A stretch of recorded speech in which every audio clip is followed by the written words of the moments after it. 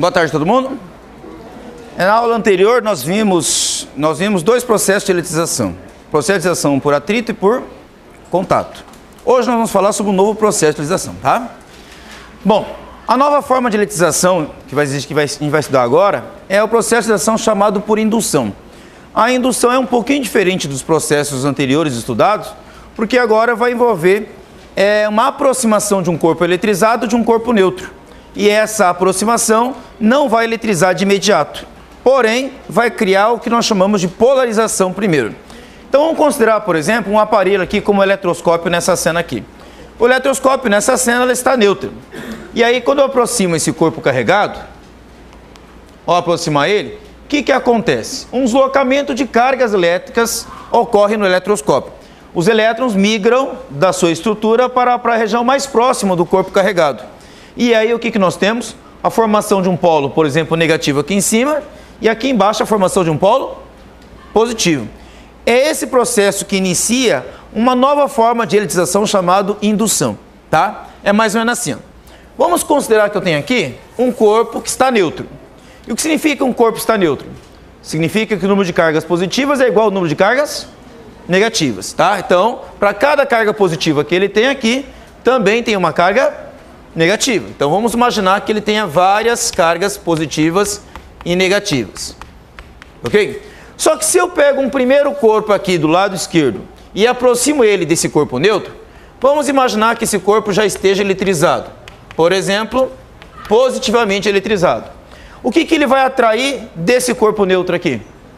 Cargas negativas. Então nós teremos elétrons migrando, ok? Desse corpo neutro para esse lado aqui, que está mais próximo do corpo carregado positivamente. Então elétrons migram para lá, e o que vai sobrar desse outro aqui? Cargas positivas. Na verdade, não são os elétrons que saíram daqui que foram para cá. Na verdade, tem uma migração de átomo para átomo. Um por um vai passando os elétrons até chegar lá. O resultado, a quantidade de cargas negativas que tem de um lado é igual à quantidade de cargas positivas que tem do outro. Como eu mostrei ali na animação, nós temos aqui primeiramente uma polarização. A polarização ainda não é uma eletrização. A eletrização vai acontecer em seguida. Vamos supor que agora desse lado aqui eu ligue a Terra. Tá, ok? O que é ligar a Terra? É ligar um corpo enorme cujo tamanho dele não tem diferença se perder alguns elétrons ou se ganhar alguns elétrons a mais. Então vamos considerar que eu tenho um corpo enorme aqui que pode ser chamado de Terra, por exemplo, certo? Nesse momento, esse polo positivo aqui vai acabar atraindo da Terra, ou desse corpo enorme, cargas negativas, que para ele não faz a menor diferença, tá? Então elétrons começam a subir aqui da Terra em direção a esse corpo carregado positivamente desse lado aqui, mas não todo carregado, ele está neutro na verdade. Mas a polarização desse lado positivo acaba atraindo elétrons naquela direção. E qual é o resultado? Quando os elétrons migrarem para cá, certo? E eu afastar esse primeiro corpo do lado esquerdo aqui, esse corpo que estava inicialmente neutro, como é que ele vai ficar? Continuar neutro? Por que ele estava neutro? Porque o número de cargas positivas era igual ao número de cargas negativas. Mas esse primeiro corpo que eu coloquei aqui do lado esquerdo, ele simplesmente polarizou o segundo corpo, certo? E esse segundo corpo ligado a um terceiro enorme aqui, forneceu esse terceiro elétrons para esse polo positivo do segundo corpo. O resultado é que quando os elétrons subirem aqui, e eu cortar esse fio, e eu afastar o primeiro corpo, o segundo corpo vai deixar de estar neutro. Ele vai passar a ter o quê? O segundo corpo? Ele vai passar a ter elétrons a mais, coisa que não tinha antes. Tá? Mas por que os elétrons migraram da Terra? Porque houve uma polarização. Então o segundo corpo que está aqui, ele foi induzido pelo primeiro corpo a polarizar-se e o terceiro corpo na jogada acabou fornecendo elétrons para o segundo, tornando eletrizado negativamente aqui. Ó. É isso que vai acontecer com ele. Então o primeiro corpo, ele induziu o segundo corpo a ficar eletrizado. Está claro para vocês? Então, nesse processo aqui, não há contato físico entre um corpo eletrizado e o corpo neutro. Se existe simplesmente uma aproximação, apenas essa aproximação ela é suficiente para induzir inicialmente uma polarização. Um terceiro corpo na jogada é que vai fornecer as cargas elétricas que vão tornar o excesso aqui no segundo corpo. Nesse processo, que não há contato físico direto, nós chamamos eletrização por indução, tá? Existem também outras maneiras de eletrizar por indução aqui, mas segue a mesma ideia de polarização, tá? Deixa eu ilustrar aqui para vocês, através de um videozinho, tá? Como é que a eletrização pode acontecer também, tá? Primeiramente, nesse vídeo aqui, eu vou ilustrar para vocês, tá? A eletrização por atrito desse bastão, e aí eu vou aproximar ele desse sistema formado por dois eletroscópios aqui, ó, tá? Nesse pequeno vídeo aqui, ó. Eu tenho dois eletroscópios ligados a dois bastões metálicos. Reparem que eles estão encostados um no outro. Ou seja, eles estão funcionando como se fosse apenas um bastão. Inicialmente, como é que eles estão? Neutros. Mas a aproximação de um bastão eletrizado vai produzir o que aqui nesse bastão metálico que estava inicialmente neutro? Uma polarização. Vamos imaginar que esse lado esteja positivo. O que ele vai atrair desse lado aqui? Cargas negativas. O que vai sobrar do outro lado? Cargas positivas. A movimentação do eletroscópio indica que está havendo ali uma polarização, certo? Agora, o que ele fez aqui no experimento? Ele afastou uma parte do bastão do outro, não é? Que polo formava-se desse lado? Se esse bastão fosse positivo? Polo negativo. Que polo formava-se desse lado? Um polo positivo. Afastando uma metade da outra, cada metade ficou eletrizada. Os dois juntos estavam neutros, somando as cargas negativas com as cargas positivas. Estava neutro. Mas separando uma metade da outra, cada metade agora está eletrizado. Esse processo que eu acabei de mostrar aqui é chamado de eletrização por indução. Ok? Tá? A polarização induz depois ao processo de eletrização por indução. Tá? Vamos ver aí como é que ele vai ilustrar isso para vocês. Ó. Nós temos aqui cada corpo separado, cada um deles eletrizado. Tá? Aqui ele mostra inicialmente uma mistura de cargas positivas e de cargas negativas. Tá? Aí a aproximação do bastão, tá? Nesse caso aqui o bastão externo está eletrizado negativamente. O que vai acontecer com os elétrons que estão aqui? Vão se repelir e vão migrar para cá. E as cargas positivas estão desse lado? Vão migrar atraídos em direção ao bastão negativo. Então nós temos aqui o início da polarização.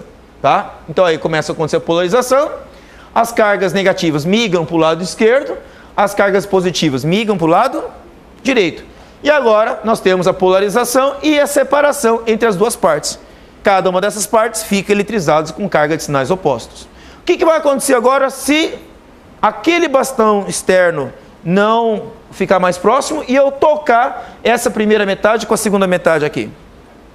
O que vai acontecer? Isso aqui não tinha cargas positivas que vieram da perda de elétrons que vieram para cá? Quando eu encostar esses dois, o que vai acontecer agora? Vai voltar a neutralizar, ficar como estava antes. Ou seja, a quantidade de cargas que migraram para cá vão retornar e o sistema neutraliza. Tá? Então, no processo de eletrização por indução, ao final do processo, todos os corpos ficam eletrizados com carga de sinais opostos. Um fica positivo, o outro fica negativo. Então, até agora, nós vimos três formas de eletrização. A eletrização por atrito, por contato e por indução.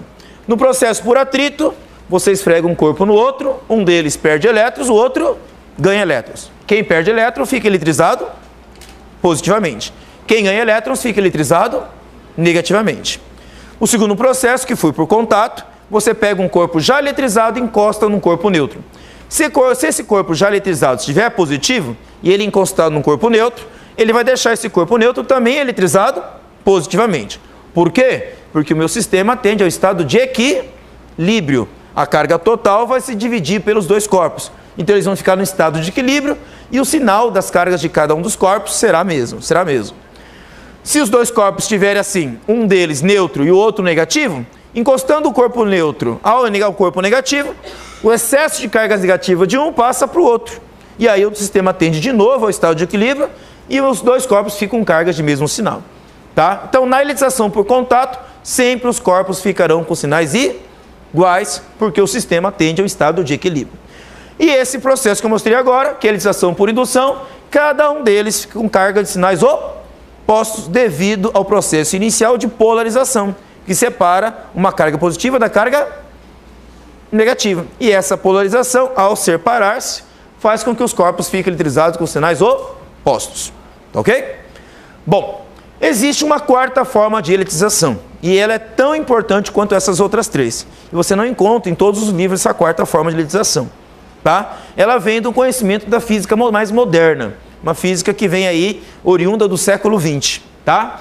Na verdade, o efeito que vai gerar essa eletrização foi descoberto no final do século XIX. Mas a explicação só aconteceu no século XX. É chamado eletrização por efeito fotoelétrico. Ok? Tá? A eletrização por efeito fotoelétrico vai ser assim. Ó. Vamos considerar que eu tenho um eletroscópio e ele está neutro. Tá? Então ele não tem nem excesso de cargas positivas, nem excesso de cargas negativas. Como é que eu posso deixá-lo eletrizado? Bom, uma coisa a gente sabe. Para ele ficar eletrizado, ou ele vai ganhar elétrons, ou ele vai perder elétrons. De que maneira eu posso, por exemplo, mexer na quantidade de elétrons aqui? Eu posso irradiar luz sobre ele.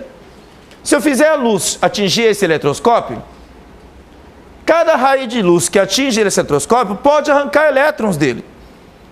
Certo? Que tipo de luz é capaz de fazer isso? A observação experimental tem mostrado para nós que a luz azul, a luz violeta, a luz ultravioleta e os raios X, eles têm capacidade de arrancar elétrons de metais. Por quê? Porque os elétrons precisam de energia para estar na órbita ao redor do núcleo de um átomo.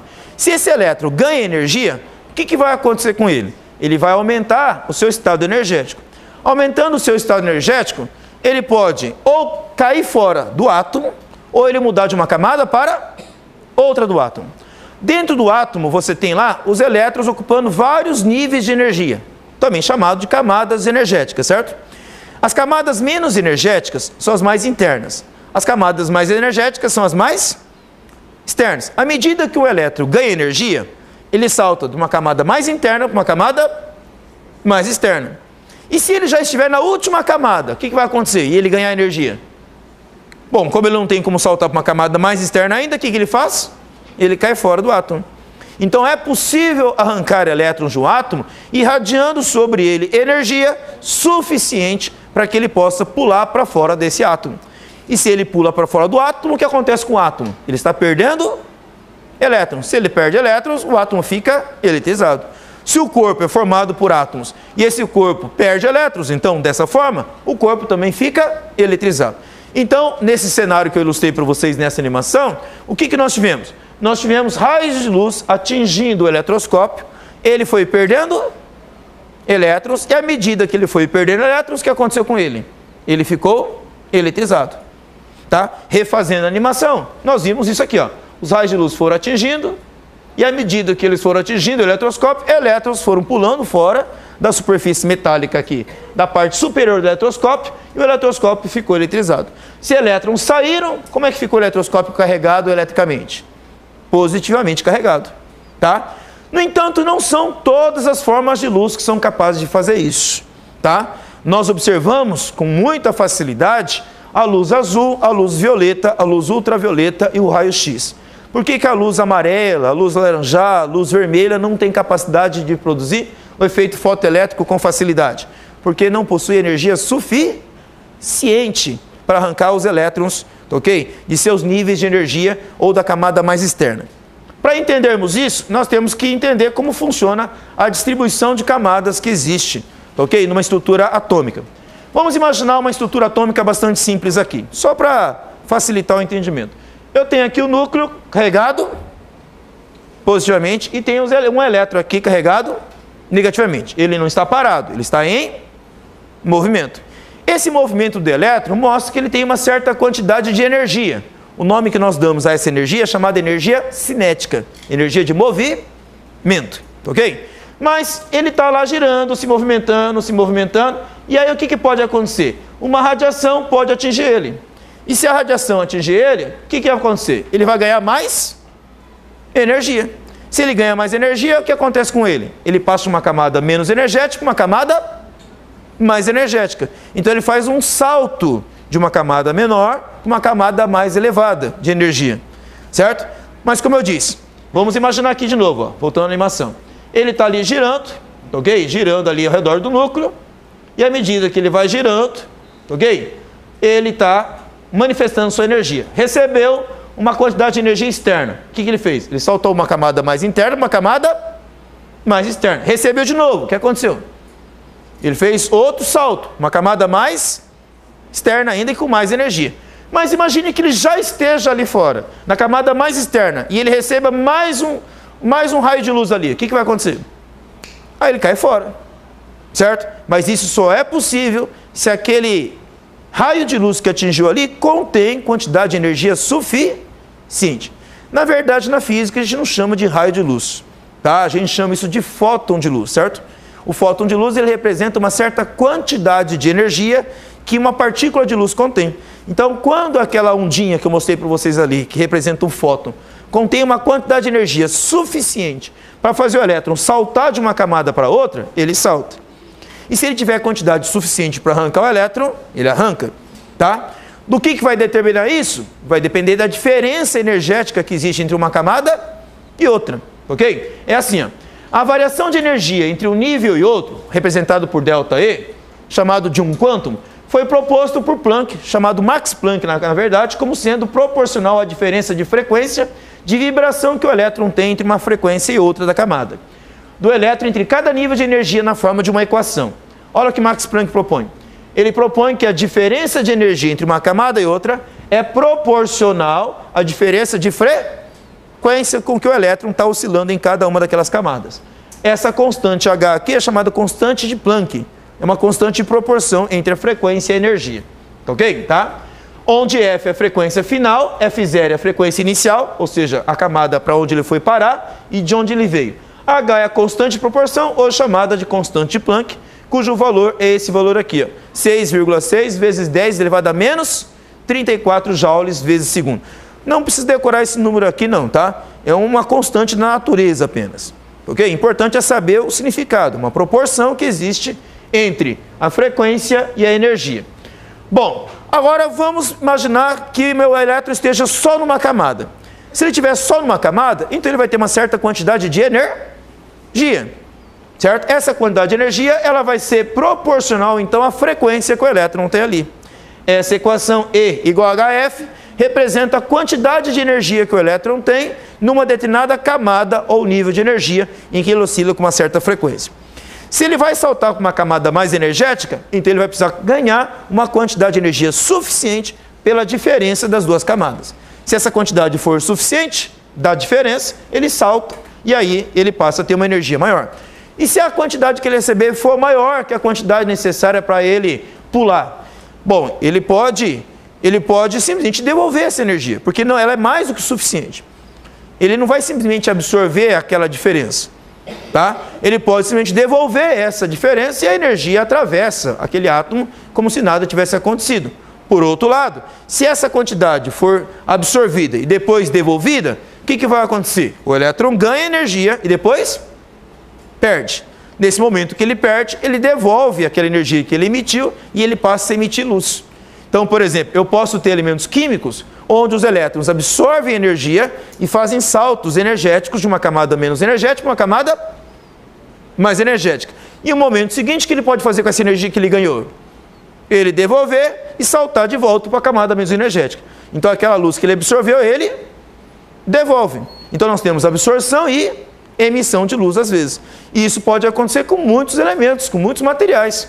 Tá? Por exemplo, se você pegar sal de cozinha, certo? E colocar ele numa chama, esse sal de cozinha ele vai receber energia da chama e os elétrons vão fazer saltos energéticos de camadas menos energéticas para camadas mais energéticas. Em seguida, o que eles fazem? Eles saltam das camadas mais energéticas para camadas menos energéticas. E faz o que com a energia que absorveram?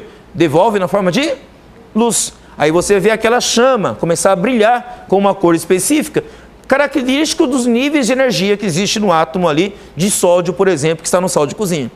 Então, cada tipo de sal, quando você queima no fogo, por exemplo, ele emite uma cor própria, uma cor característica de acordo com os saltos energéticos que os elétrons fazem nas suas camadas eletrônicas. Então, a estrutura do átomo está também diretamente ligada à explicação que nós formamos a respeito da luz. Então, a luz, a eletricidade e a estrutura do átomo são conceitos intimamente ligados, inclusive o processo de eletização por efeito fotoelétrico, ok?